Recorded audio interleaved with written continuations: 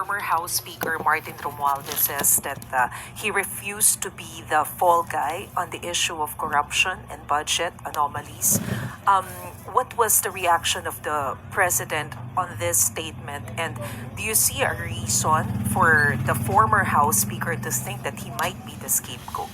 Po ang nararamdaman ni dating Speaker Martin Romualdez ay hindi po natin ito saklaw.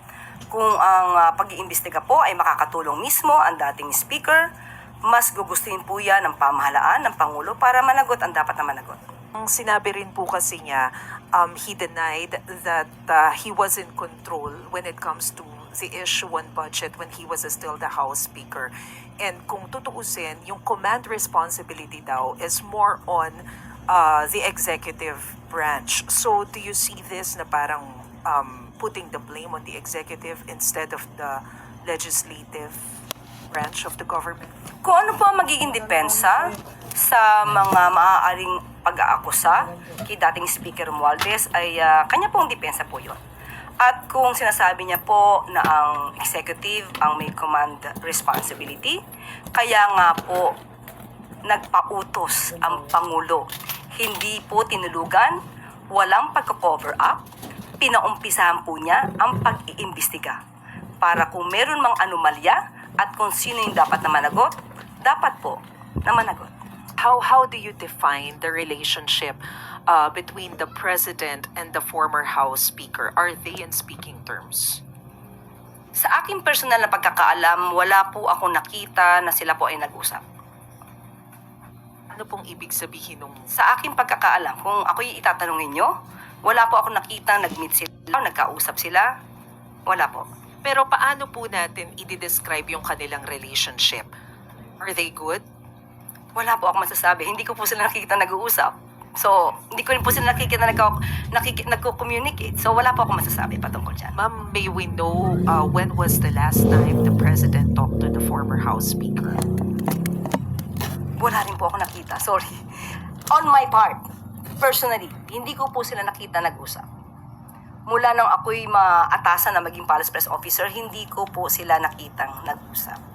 The former speaker didn't mention the president's name in his statement, but he did say executive and command responsibility. So, ultimately, this falls on the president. Ano hong tingin ng Pangulo sa statement na to? Did he feel alluded to? And also, the word laglagan has been floated after this statement by the former speaker. What did you say? It will fall on the president? Yes, because ultimately, as the chief executive, sa kanya po yun.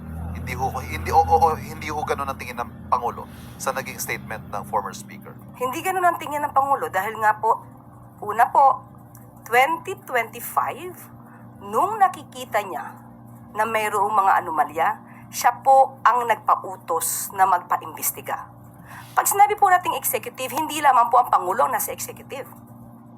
Kaya nga po, nagkaroon ng ICI, hindi lamang po nanatili na ad hoc committee ang mag-i-investigate, nag-create ng independent investigating body para po hindi masabing merong kino-cover up, lalong-lalo na patungkol sa DPWH. At sa ating po nadinig ni statement ni dating speaker, sinabi po niya na pag-i-implement on the ground. So, kaya nga po siguro sa ngayon na iimbestigahan din po ang ibang mga naging opisyal ng DPWH. So, even as alter egos of the president, itong mga cabinet secretaries, and ultimately, yun nga po, sa kanya ang command responsibility as the president, hindi po ganun ang tingin ng Pangulo. He doesn't feel that he is being blamed by the former speaker. Yes, because being the commander-in-chief, being the chief executive, ano po ba ang mandato ng isang presidente? Hindi po ba linisin ang mga anomalya sa gobyerno? Kahit tamaan na ang kanyang administrasyon. So, ang ibig sabihin po nito, nung nakita niya, being the president, meron siyang obligasyon na paimbestigahan to at linisin ang kalat na nangyayari sa kanyang administrasyon. Kung meron man.